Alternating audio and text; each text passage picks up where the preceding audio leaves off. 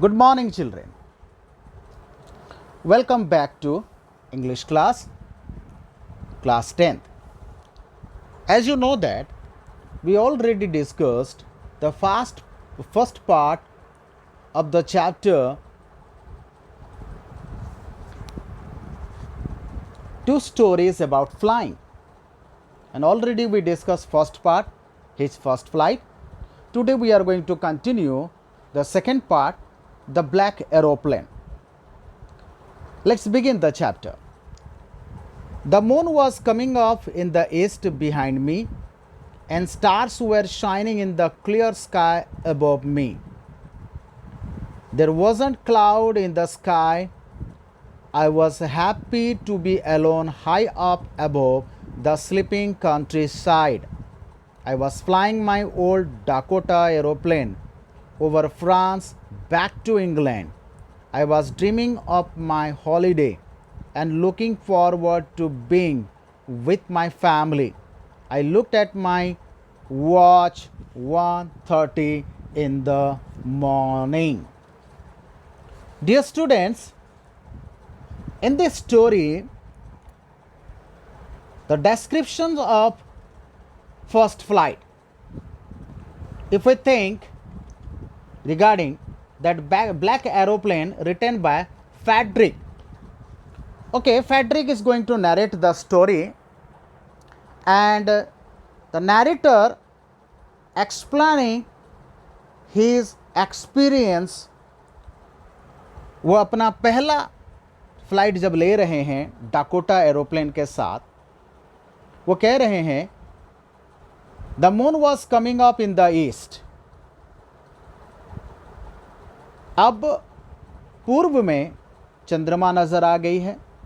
अब ये उड़ते जा रहे हैं. आसमान पूरी तरह से साफ है.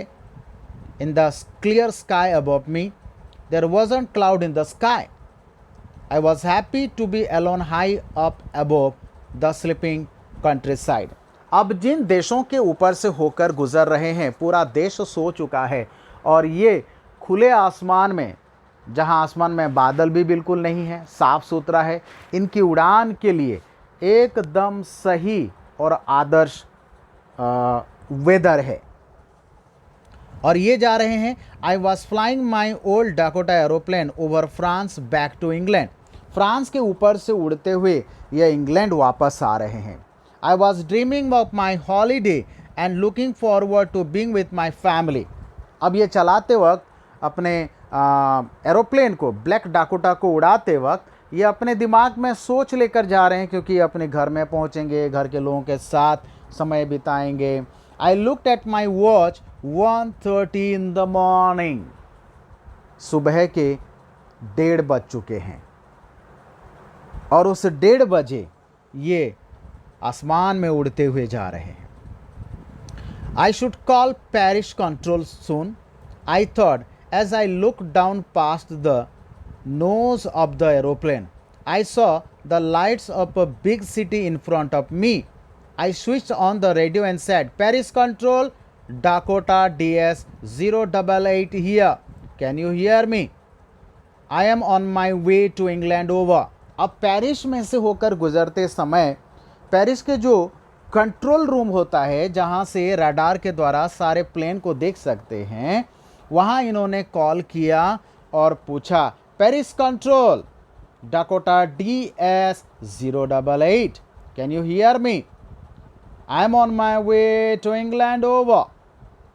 अब over, the voice from the radio answered me immediately, DS 088, I can hear you. You out to turn 12 degree west now, DS 088 over. अब उन्होंने कहा, अपना निर्देश देना शुरू करा. सुनने के बाद उन्होंने जवाब दिया और कहा, इमीडिएटली आपको क्या करना है? 12 डिग्री वेस्ट की तरफ मुड़ना है. I checked the map and the compass, switched over to my second and last fuel tank and turn the Dakota 12 degree west towards England. I will be in time for breakfast. I thought a good big English breakfast. Everything was going well. It was an easy flight. अब इन्होंने ये सोचा, उन्होंने 12 degree waste को अपने plane को turn किया। उसके बाद इन्होंने मन में ये बात बनानी शुरू हुई कि मैं सही समय पे जा रहा हूँ, घर भी सही समय पे पहुँचूँगा और एक इंग्लिश ब्रेकफास्ट का हिस्सा ले सकता हूँ। Paris was about 150 kilometres behind me when I saw the cloud. अब ये पेरिस से होकर गुजर गए और करीबन 150 किलोमीटर दूर जाने के बाद अचानक इनको एक क्लाउड दिखा, बादल दिखे, स्टॉर्म क्लाउड, तूफान मचाने वाली क्लाउड्स। दे वर ह्यूज, बहुत ही बड़ा था। They look like black mountains standing in front of me across the sky. इनको ऐसा लगा कि बड़ा सा काला पहाड़ इनके सामने खड़ा है। I knew I could not fly up and over them. I did not have enough fuel to fly around them to the north और साउथ। अब इनके पास एक समस्या हुआ, एक प्रकार की समस्या उठी कि उस बड़े से तूफान के ऊपर से होकर नहीं गुजर सकते कि नीचे से भी होकर नहीं गुजर सकते। ना तो वो साउथ या ना तो नॉर्थ से होकर गुजर सकते हैं, क्योंकि इनके पास फ्यूल कम था। I ought to go back to Paris, I thought, but I wanted to get home. I wanted that breakfast. ये चाहते तो पेरिस वापस जा सकते थे, पर इनके मन में वही चल रहा था कि इनको घर जाना है, सुबह परिवार के साथ बैठकर नाश्ता करना है। I will take the risk. खतरा लेने के लिए इन्होंने अपना मन बना लिया। I thought and flew that old Dakota straight into the storm. ये सीधा जाकर उस तूफान में घुस गए। Inside the clouds, everything was suddenly black. It was impossible to see anything outside the aeroplane. The old aeroplane jumped and twisted in the air. I looked at the compass. I couldn't believe. अब जाकर उस काले घने बादल के अंदर, तूफान के अंदर ये घुस गए। अब वहाँ घुसने के बाद सारी चीज़ें उनको अंधेरा दिखने लगा। प्लेन के बाहर इनको कुछ भी दिखाई नहीं दिया और ये विश्वास नहीं कर पाए जब इन्होंने अपने कंपास की तरफ दिखा, क्योंकि इनका जहाज, इनका प्लेन हवा की वजह से जंप कर रहा था। My eyes, the compass was turning round and round and round. It was dead. It would not work. The other instruments were suddenly dead too. I tried the radio. अब इनके जहाज पर लगे हुए जो कंपास था, जो दिशा बताता है, वो पूरी तरह से ख़राब हो चुका था। बाकी भी जो भी इंस्ट्रूमेंट था इनके पास, सारे ख़राब हो चुके थे। तो इन्होंने अब रेडियो यूज़ करने की ठान ली।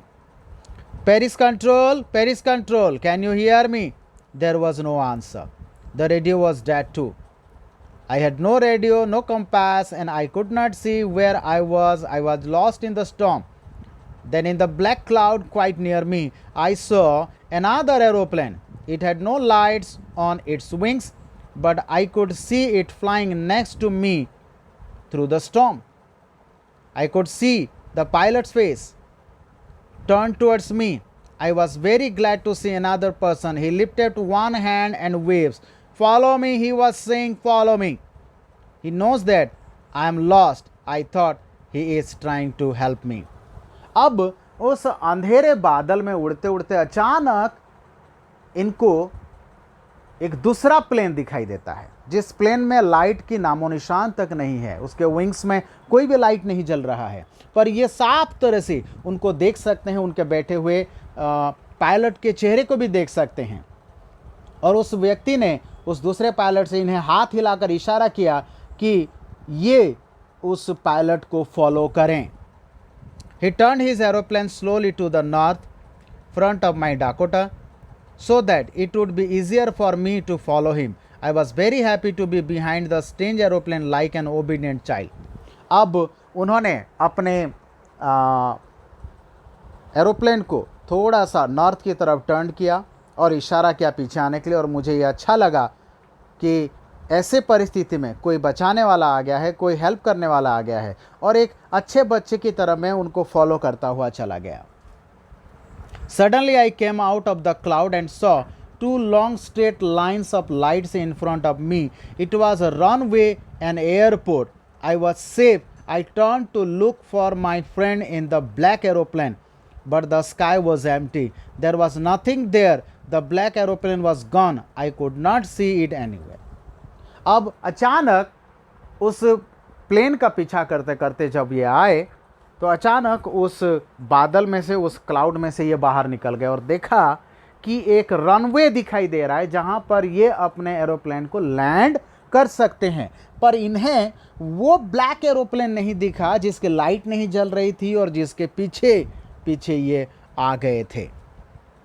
I landed and was not sorry to walk away from the old Dakota near the control tower. I went and asked a woman in the control center where I was and who the other pilot was. I wanted to say thank you. अब ये immediately उस centre में गए जहाँ पर इन्होंने अपना aeroplane को लैंड किया और वहाँ इंक्वायरी सेंटर में जाकर बोले कि मैं एक प्लेन से आया, डाकोटा प्लेन, और मैं चाहता हूँ कि वो जो अदर पायलट है जिसने मुझे बचाया, जिसने मुझे मार्गदर्शन दिया, मैं चाहता हूँ उससे मिलकर थैंक यू बोलूँ। She looked at me very strangely and then laughed. Another aeroplane? Up there is this storm. No other aeroplanes were flying tonight. Yours was the only one I could see on the radar. So who helped me to arrive there safely without a compass or a radio and without any more fuel in my tanks? Who was the pilot on the strange black aeroplane flying in the storm without lights? अब उस lady ने कहा कि हमने radar पर सिर्फ आपके plane को देखा है, किसी दूसरे प्लेन को नहीं देखा है। तो इनके मन में एक सवाल उठा, तो फिर वो कौन था उस ब्लैक एरोप्लेन में जिसने मुझे बिना कॉम्पास के, बिना मेरे रेडियो के मार्गदर्शन दिया और मैं यहाँ आकर लैंड कर पाया बिना फ्यूल के? तो वो था कौन? अब ये सवाल इनके मन में रह गया। कहने का मतलब ये है, the two stories are quite different from each other. Which first flight, also that time that bird need some help, and here also the pilot needs some help. And through this story we know how the flying is challenging. Dear students, already I send you some exercises. Please update that exercise in your fair copy. और आप लोगों का जब वो class work आपने copy पे कर लिया हो तो आप एक थंब भेजकर मुझे बता सकते हैं कि सर माय वर्क डन। और आपको आज शाम को दूसरे कुछ एक्स्ट्रा क्वेश्चन आंसर, कुछ एक्सट्रैक्ट यहाँ से आपको मैं भेजूँगा। So have a great day.